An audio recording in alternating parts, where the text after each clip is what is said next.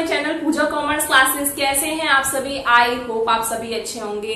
बच्चों, last video में हमने पढ़ा था अपना बजट चैप्टर में कि हमारा बजट रिसीप्ट क्या होता है, मतलब कहाँ कहाँ से हमें रिसीप्ट होती है। जैसे आपके फादर को कहाँ से रिसीप्ट होगी, उनकी सैलरी से होगी, रेंट से होगी, या किसी अदर सोर्स ऑफ इनकम से उन्हें रिसीप्ट हो रहा है, तो वो उनकी रिसीप्ट है। एंड गवर्नमेंट को कहाँ से होता है? टैक्स से होता है, नॉन टैक्स से होता है, ये सभी गवर्नमेंट की रिसीप्ट होती हैं।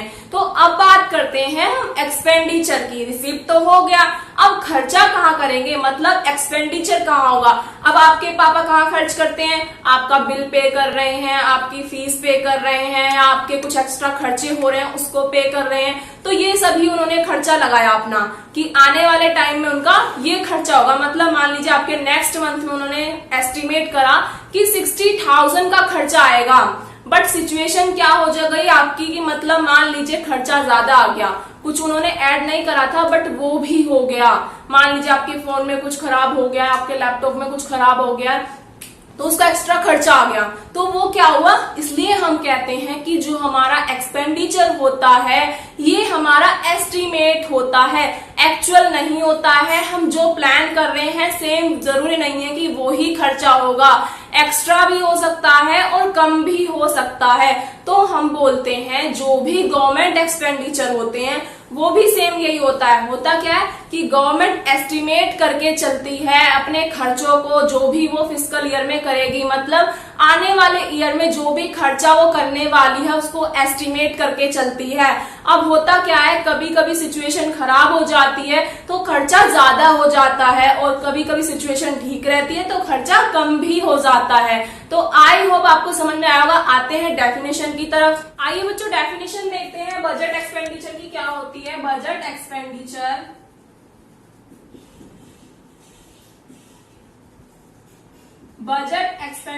refers to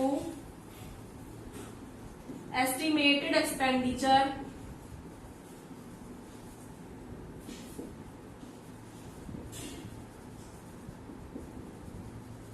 of government during a fiscal year।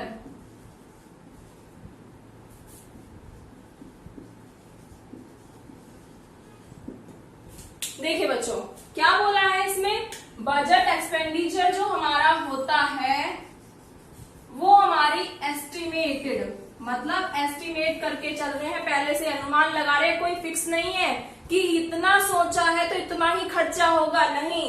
Budget expenditure refers to estimated expenditure government, जो एस्टिमेट एक्सपेंडिचर गवर्नमेंट सोच के चलती है पहले से ही, किसके लिए? फिस्कल ईयर के लिए। जो भी हमारा आने वाला ईयर है उसके लिए हम पहले से ही जो सोच के चल रहे हैं, एस्टिमेट करके चल रहे हैं। हमने सोचा था, जैसे आपके पापा ने सोचा था 60,000 का एस्टिमेशन लगा लेते हैं। अब 60,000 का सोचा था बट कितना खर्चा हो गया? 70,000 का हो गया। तो इससे क्या होगा कि 10,000 का एक्स्ट्रा बजट आ गया, बट हमने तो ये प्लान नहीं करा था। तो इसलिए ही कहा जाता है ये आप एस्टिमेट करके चलते हैं। जरूरी नहीं है कि 60,000 ही आएगा, ऐसा भी हो सकता है 50,000 का खर्चा हो, तो ये आपका एक्चुअल नहीं होता है। तो इसमें आप समझ गए होंगे कि नॉर्मली हमारा क्या है, बजट एक्सपेंडिचर हमारा एस्टिमेट होता है, एक्चुअल नहीं होता है। तो आई होप आपको बजट एक्सपेंडिचर क्लियर हुआ होगा। आइए बच्चों जानते हैं बजट एक्सपेंडिचर हमारा कितने तरह का होता है। देखिए, एक होता है हमारा रिवेन्यू एक्सपेंडिचर,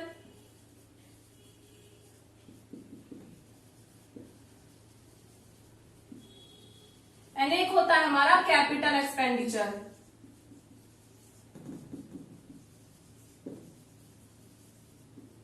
रिवेन्यू एक्सपेंडिचर क्या होता है? रिवेन्यू एक्सपेंडिचर हमारा वो एक्सपेंडिचर होता है जिससे ना तो हमारी गवर्नमेंट की कोई लायबिलिटी कम होती है, ना ही कोई असेट्स इंक्रीज होता है। तो क्या कहेंगे, ना तो कोई लायबिलिटी कम होगी और ना ही कोई असेट्स हमारा इंक्रीज होगा, दोनों में से कुछ भी नहीं होगा। तो क्या होगा हमारा रिवेन्यू एक्सपेंडिचर। इसमें हम कह सकते हैं हमारे वेजेस, हमारी सैलरीज जो होती हैं, ये सभी हमारा आ जाएगा। सैलरी, पेंशन, ये सभी क्या होगा, रिवेन्यू एक्सपेंडिचर। ना ही इससे कोई लायबिलिटी कम हो रही है, ना ही कोई असेट्स इंक्रीज हो रहा है, तो इसको हम कहेंगे अपना रिवेन्यू एक्सपेंडिचर। नेक्स्ट देखिए बच्चों, नेक्स्ट है आपका कैपिटल एक्सपेंडिचर। कैपिटल एक्सपेंडिचर क्या होगा, जिससे आपकी लायबिलिटी जो है वो रिड्यूस होगी एंड आपका असेट्स जो है वो भी क्रिएट होगा। दोनों चीजें आपकी होंगी, मतलब असेट्स आपका जो है वो इंक्रीज होगा एंड लायबिलिटी आपकी कम होगी। अब उसको हम क्या कह सकते हैं, जैसे गवर्नमेंट कोई प्रॉपर्टी परचेज कर लेती है तो वो क्या हो जाएगा, गवर्नमेंट का कैपिटल एक्सपेंडिचर हो जाएगा। इससे क्या होगा, गवर्नमेंट प्रॉपर्टी परचेज करेगी तो इससे हमारा असेट्स इंक्रीज होगा। जैसे कोई लोन की पेमेंट कर देती है, लोन का पेमेंट करना भी क्या होगा, एक तरह से हमारी लायबिलिटी को कम करेगा। तो ये सब क्या कहलाएगा, आपका कैपिटल एक्सपेंडिचर। आई होप आपको क्लियर हो गया होगा revenue expenditure and capital expenditure क्या होता है। बच्चे आप असेट्स की स्पेलिंग है मिस्टेक हो गई थी, इसको आप ठीक कर लेना, ASSETS होता है। आइए बच्चों, नेक्स्ट टॉपिक है हमारा बजट डेफिसिट क्या होता है। इसका मतलब होता है आपका कि आपका जो एस्टिमेटेड एक्सपेंडिचर है वो आपका एक्सेस होता है आपके एस्टिमेटेड रेवेन्यू से। मतलब आपका खर्चा तो ज्यादा हो गया बट आपको इनकम जो हुई, एक तरह से रेवेन्यू जो मिला है वो कम मिला है। तो क्या होता है हमारा budget deficit, it refers to excess estimated expenditure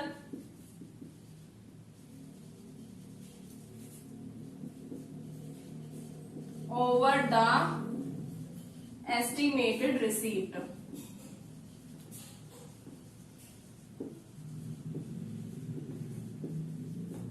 तो नॉर्मली हम कह सकते हैं कि हमारा जो एक्सपेंडिचर है वो ज्यादा है हमारी रिसीप्ट से, तो उसको हम कहते हैं अपना बजट डेफिसिट। आई होप आपको समझ में आएगा। बोला है इसमें एस्टिमेटेड एक्सपेंडिचर जो है आपके टोटल बोल सकते हैं बच्चों में, टोटल जो हमने टोटल एक्सपेंडिचर है, टोटल एक्सपेंडिचर हमारा टोटल रिसीप्ट, जो भी टोटल रिसीप्ट है उससे ज्यादा आ रहा है तो उसको हम क्या कहेंगे, अपना बजट डेफिसिट कहेंगे।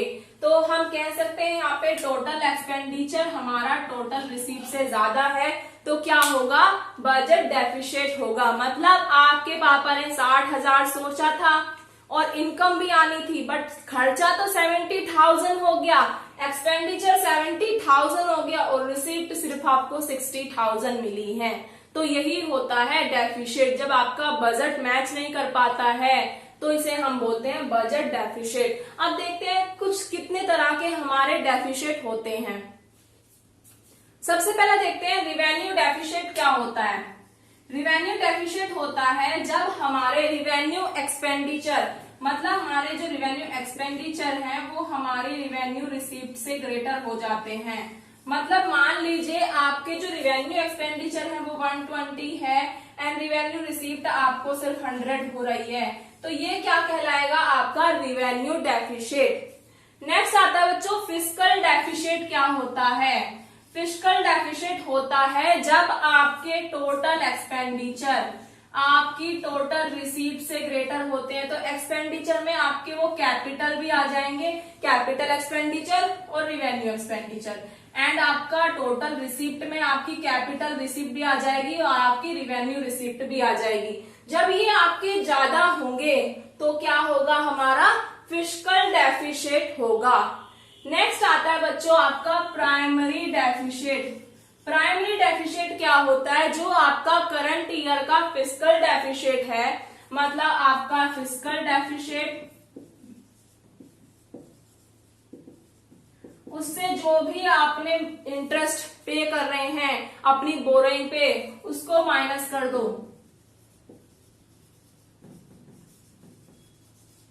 जो भी प्रीवियस ईयर की बोरोइंग पे आप इंटरेस्ट पे कर रहे हैं उसको फिस्कल डेफिसिट से माइनस करके आपका आता है प्राइमरी डेफिसिट। आई होप बच्चों आज का टॉपिक आपको क्लियर हुआ होगा। अगर कोई भी डाउट है तो आप मुझसे कमेंट बॉक्स में पूछ सकते हैं। Thank you so much. अगर आपने अभी तक चैनल को सब्सक्राइब नहीं किया है तो जाके चैनल को सब्सक्राइब कर लें।